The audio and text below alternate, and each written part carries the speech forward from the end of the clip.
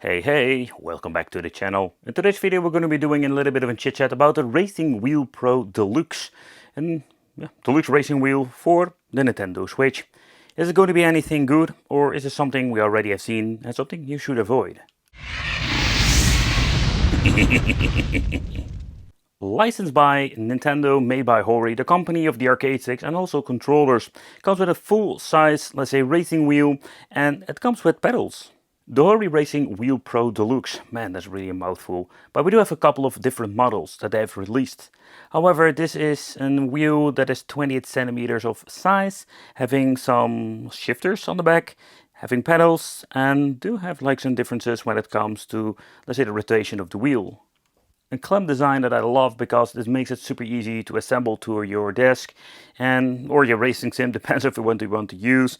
And rotation, we do have 180 and 270 when it comes to the rotation options. So this is not going to be like say a luxurious wheel having options like a Logitech or something like that with a full rotation. So take consideration that this is still like a semi-fun racing wheel, but fun for simulation, but not like say the best one out there. But let's open it up together and let's see what we're going to be finding in the inside. So first of all, what I find interesting that they're calling this the Pro Deluxe, and this has maybe to do with the function of the wheel itself. We don't see very often that they don't come with any, let's say, pedals whatsoever. So yeah, the construction, you need to download it nowadays to save paper. And in here we're finding the racing wheel itself. Oh, and by the way, this is something I will never get back in a box like this. You know, that is the biggest challenge if you want to put it back in the box. Okay, so let's see what's going on over here. I think we have here the racing wheel. I'm going to pull it out with one hand. It's a very lightweight racing wheel, not to the point that's feeling really cheap to the cheap, but it's just like nothing compared with, let's say, the Pro wheels of Logitech. That's of course a completely different price. So in here we're having the pedals. We're having the piece of plastic that need to be attached. I think they did change things out. And in here we're finding the clamp mechanism. Hey, there is a manual. Whoa, a very thick manual. Oh, so they did include a manual. That's nice. So, and in here we're just going to be showcasing. And yep, what they're doing over here, and that's very important, is that we're going to be enabling the Pro Racing Wheel or the Pro Controller. Otherwise it will not be recognized. Last but not least, then the clamp design. I think I need to open this one apart. Is there something in there? Something in there? Something? Nope, that's it. Okay, so one of the things that we're going to be doing first is getting all of the plastic. We'll get rid of all of the plastic. The mechanism they're using, it is something they're using for a lot of their systems, or at least the controller or the racing wheels, is that when you're going to be putting the thing underneath, we're going to be sticking the pin in. They tape this thing together like crazy, but just going to be sticking it in, screw it on, and it's super easy. So actually this is going to be adjusting automatically if you're going to be putting it underneath the racing wheel, and this way you can adjust it to my desk. I'm really curious because I'm using a very thin desk, so let's see how that actually is going to be working out. So here we do have the racing wheel itself. I think there are no suction knobs or the old school way. I think it's just going to be needing to use the clamp design. So let's see what's going on over here. So, ooh, okay, this is going to be interesting. We do have some locking mechanism. Let's see what's going on with that later on. Also doing an overview with the racing wheel. So the pedals, I think this is a different design, because with the previous model I can still remember that I need to flip this thing in, that I reviewed back in the day. So when it comes to, let's say, the pedals itself, it's also interesting that we're going to be doing a little bit of an overview of that. And last but not least, the piece of plastic that we're going to be clicking in here. And let's see if you can click it, or is this going to be, yeah, that's nice, that's nice, that's nice. So we can remove it, but it still has a little bit of a grip, so you don't need to be afraid that's going to be clicking off if you're going to be picking it up. So in that case, yeah, that looks quite nice. So this is what we're getting in the inside of the package. So let's do a quick overview of, let's say, the pedals, but also the racing wheel, what we can expect and what we can do with it. If you're going to be placing this on your desk, this is not going to be a fun overall experience. So first of all, the wheel stays in position, but there were no suction knobs. I didn't find them in the package, but it's kind of weird, but we do have the idea that there were actually suction knobs or option for it. Check my box, couldn't find anything. It's kind of weird. However, at the bottom we're finding these very nice rubber pads, and that is a very positive thing, because if you're going to be using the clamp design, this is going to be very stable overall, let's say, configuration. But how about the overall quality? This is what you can expect for the money you're paying for it. So it's a combination of, let's say, a budget racing wheel, I think we can safely say. So first of all, we do have the rubber at the side. It gives like a very nice grip. So that's absolutely great. I'm not the biggest fan of the rubber wheels because these things can get stucky over time. So this is just made out of plastic. So I'm going to be looking into the middle over here. We're finding all of the buttons that we normally having on a controller, and that's great, so we can actually navigate everything through, let's say, the menu, so you don't need to mess around with controllers. So this is just a plug and play wheel.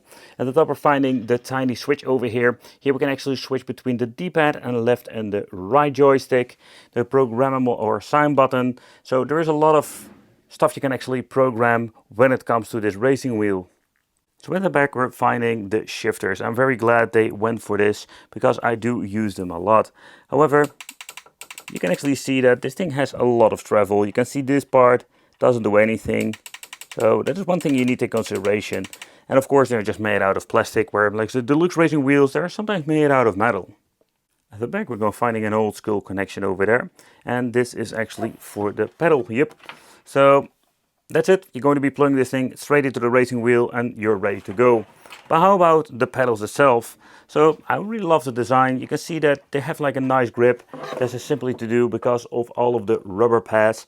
At the bottom we do have cable management if you want to just put the cable in a different position. I'm just going to be leaving it as it is over there. So you can see that this piece actually fits in perfectly. And for when you're going to be looking at everything, it's just a low budget racing wheel, you know. When it comes to the springs, the distance is different. I think that is kind of interesting when you're looking at the configuration. There's a little bit different between, let's say, the brake and the acceleration. So that's kind of cool. When it comes to the resistance, I do have the idea that resistance is slightly different of one of each pedal. And I think that's kind of cool that they went for like a low budget pedal. But there is a difference between both of them, and yeah, that is kind of cool and gives like a little bit of a better overall racing / simulation situation. But how about the mechanism? This is super easy assembly. So what you need to do is stick the thing through the plastic. Then I'm going to be using the screw over there, and that's it. You're going to be just screwing it on your desk. And in my case, let's see how far I can go, because I do have like a very thin desk. And I'll connect everything. I'm going to be connecting the pedals at the back. Let's unwrap the cables over here. And we're going to be connecting it to the switch. And we're going to be trying a lot of different games to see how the overall gameplay is going to be. Because that is going to be really interesting. Okay, let's see if this is going to be a great assembly or is this going to be a nightmare for my thin desk. Oh man. I think this is going to be a problem. Yep. That was what I'm afraid of. Let's see if I can. There we go. No, it's not going to be a problem at all. Okay. Oh, just a little bit of, let's say, messing around with it.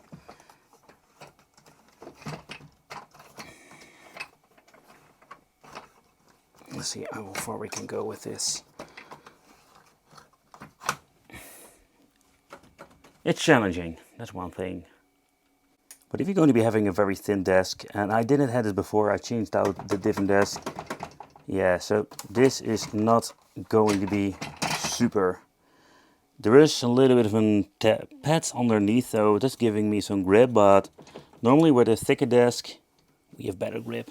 So for the problem when it comes to the, let's say, clamp design, I did use a little bit of cardboard from the box, and that seems to be working just fine. So that is the trick, so it's not going to be a big issue. We have a great selection of different games that we're going to be trying out, and I'll bought them personally for the reviews. But let's see how all of them work, starting off with maybe some Mario Kart number 8. Well, let's start off with some Super Mario Kart. I think this is going to be one of the better experiences. So this wheel works plug and play. You do need to configure that pro, let's say, settings. I've been showing that throughout different videos, so check that out in your setting before you're going to be even plugging it in, otherwise it will not recognize. So the controller has been set to the D-pad. Let's start a Grand Prix and let's go and let's have a little bit of fun to see how great it works with the pedals, but also with the sensitivity of the wheel. So let's see what's going on with the pedals. Okay, that seems to be working like it's supposed to be. Let's see how accurate it actually is. Okay, so when it comes to, let's say, direction of Mario Kart, you do need to use the steering wheel in its full range, otherwise you're not going to be having anything going on. And I don't really notice any weird thing going on with, let's say, a massive delay. So the back buttons are automatically configured. Oh. Another karting game is going to be the Team Sonic Racing. So in the past I did try a lot of racing wheels, but this particular game, and I did had a little bit of a mixed, let's say, overall, let's say, experience with it. What the problem is that it's going to be, and not every single racing wheel is going to be perfectly compatible with every game. That's the reason why I actually bought so many of these crazy racing wheels and games to see what is going on. So acceleration seems to be working with the pedal, but this is what I mean. Like, do we have like this massive dead zone making this game, I wouldn't say unplayable, but man, you need to get used to this. So another thing that we can actually try is getting to the left stick. Let's see what's going on. Ooh, that looks better. Let's see if we can have like a different viewing angle. And you can actually see the wheels over there. Let's see if this is going to be better. You do have the idea, like over here, now it starts actually steering. And let's see what's going on. The left or right joystick, let's see what's going to mess around with that. No, we don't see like a big difference over there. So when it comes for playing Sonic Racing, we can actually play this game, but it doesn't even matter which, let's say, setting we're going to be using. I was hoping to get a better overall experience. Let's move on to some other gaming, something different with Burnout Paradise Remastered. So let's see what's going on if the guy stops freaking to... Oh, man, I really hate those intros.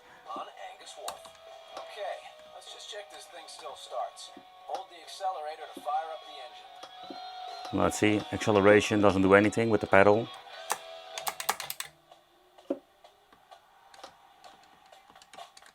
Okay, that's kind of annoying.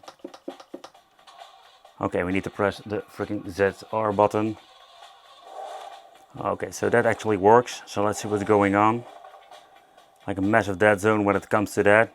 So can I assign this particular button over here to acceleration? Let's see, assign. So, but what I think is absolutely genius with this Hori racing wheel is that we're going to be having the option to assign. So let's hold the button of assigning. The LED is going to be start blinking. When that is actually done, we're going to be using the right pedal, hold for a couple seconds, start even blinking faster, holding the ZR, and that's it. But let's do a little bit of a racing with Burnout Paradise. Oh, love that sound. We do have a dead zone over here, but I think it's not going to be a big problem. When you feel like a fast color change, drive through a paint shop. Okay, so the left pedal is my turbo. That is kind of cool. So playing Burnout on the racing wheel, it's absolutely awesome. But so when it comes to this, can the guy just shut the freaking hell up? I just want to drive. Thank you. But of course, both of the pedals can be assigned to different buttons, and they do make a quick video about that. But just really cool. Cruis'n Blast is one of those games I always wanted to check out with the racing wheel, because this is just a freaking arcade game that they ported to the Switch. And yeah, come on, you need a racing wheel to play this. On the controller is fun, but let's see how accurate it actually is and does it actually work. Because we have seen throughout a couple of the games that some of them have an absolutely great overall experience, but some of them is going to be a little bit of a mix because of the massive dead zone.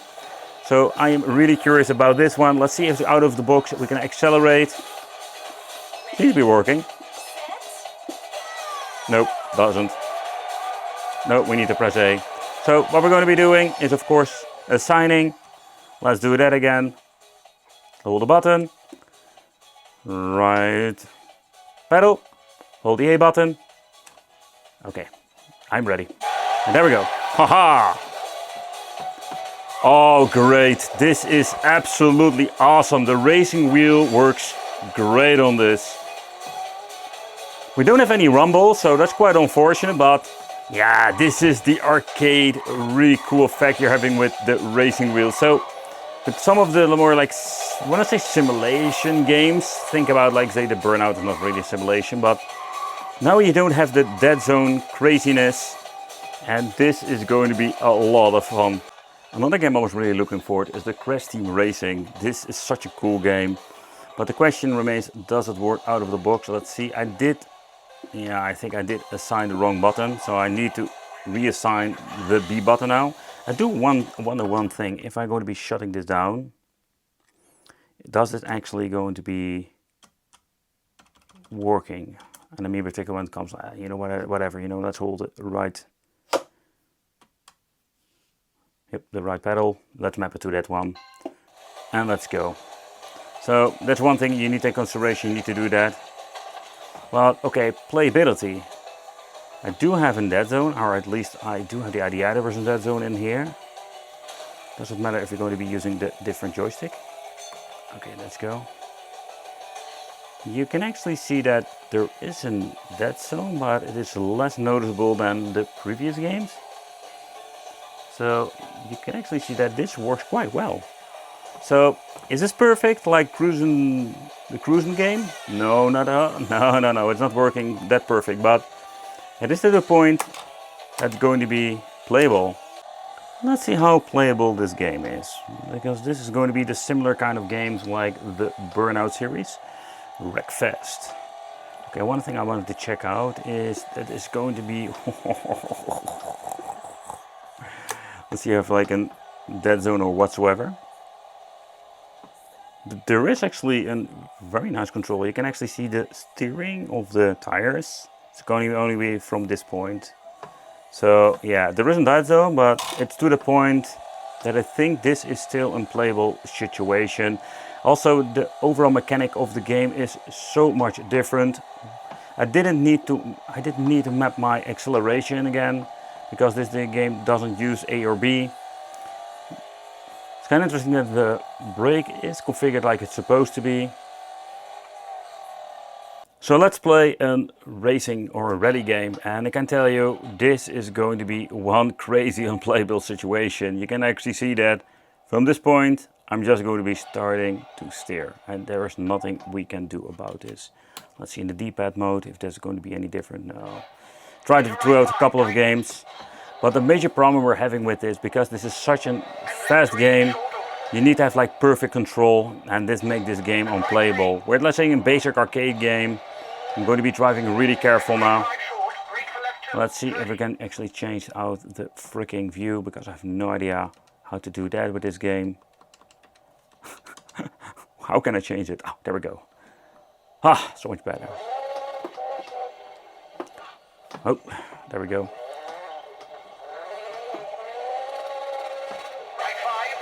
Because we can actually change out the dead zone, so that is cool. So this thing has been set to -10, but let's see what's going on if we're going to be changing this to 15. Let's see if we can even change something out with this, if we can mess around with it. Oh yeah, oh that was better. You can just actually, this is going to be so much better. We still have a dead zone, but see, it's so much better now. We can still do a lot of tweaking to have like perfect, but I think at this point we can actually play. I just wanted to see what's going on. Oh, this is so much better. Oh yeah, so with this game we're going to be needing to do a lot of tinkering, but if you're going to be setting this up, it's going to be such a better overall playing experience. Doesn't say that I'm going to be having a better overall experience, because I really suck at this game. Let's go with some Need for Speed Hot Pursuit, and yep, out of the box this works quite well. The dead zone is minimum, so we do have like an overall fun experience. Of course, the mechanic of the game is so much different. I have no idea how to actually use NOS. Oh, there we go. We do need to assign a button again, because this game is actually using the ZR button for acceleration. No, the brake isn't, also the brake isn't configured. So I'm going to be using that on the wheel, but you can also assign that. In this video, I just wanted to go max out with every single racing game I have for the Switch, just to see how is the overall experience. And I can tell you, I do have a great picture, and it's quite positive. With some games like the WRC8, we need to do a little tinkering, but some of them are just ready to go. So Mario Kart 8 is an absolutely plug and play game actually, and this was a lot of fun. So where we had in Cruis'n Blast, we had like a blast to the past with this game, because this combined with the Mario Kart 8 were absolutely my, let's say, fun arcade racing experience with the Hori racing wheel. And I can tell you that was a lot of fun. CTR was like a little bit of in the middle way, you can still play it. It has also been for the Need for Speed game, or just playing some Burnout Paradise remaster. Yeah, and yeah, we're going to be having a Sonic Racing. I couldn't really adjust anything, so that was like an okay experience.